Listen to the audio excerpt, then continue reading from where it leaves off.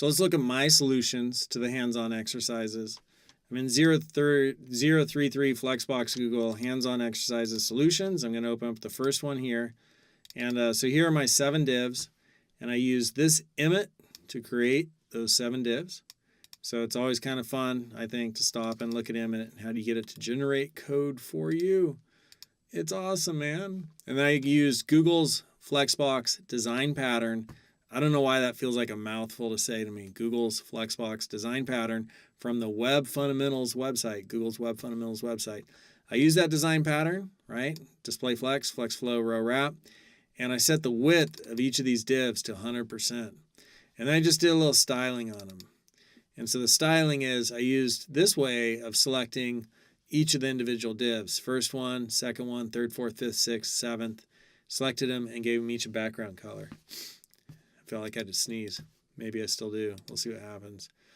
All right, so that just, we'll see what that page looks like. That just sets them all, everything taking up a full row, and gives them each a color. So that's that. 1, 2, 3, 4, 5, 6, 7. So the next part of the hands-on exercise was to add in breakpoints and do some media queries.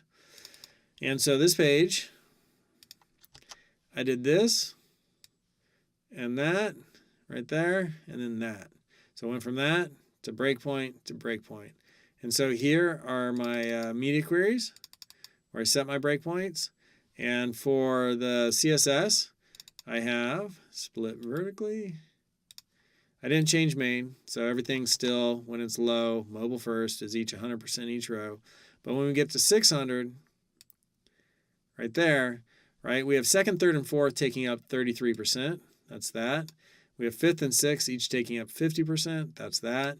And these guys are still set to 100%. So they're taking up the whole row. And then when we come out to 900 pixels, shifts to that. And so now we have 1 and 2 taking up amount. So you can almost even picture what that's going to look like, right? Bring that over here. So the first child 25%. This is second one 75%. These are each 50-50. These guys right here, and these last ones are all 33 and a third. So that's cool. That's my second solution. And for the third solution, I'm going to open up my instructions. Oh, did I close them? There it is. Use the page you built. Use the flex property order to change the order. You may do this for any or all breakpoints. Adjust the widths of the items as you deem necessary. So I'm going to open up that and just see how the order changed. And 2, 1, 3, 4, 5, 6, 7. And did it happen in 2, 3, 4, 5, 6? 1, 2, 3, 4. So let's just open up the media queries. Any order stuff in there. The divs, they all have order 7. I gave them all order 7. And then 2, 3, and 4 became 1. 5 and 6 became 2.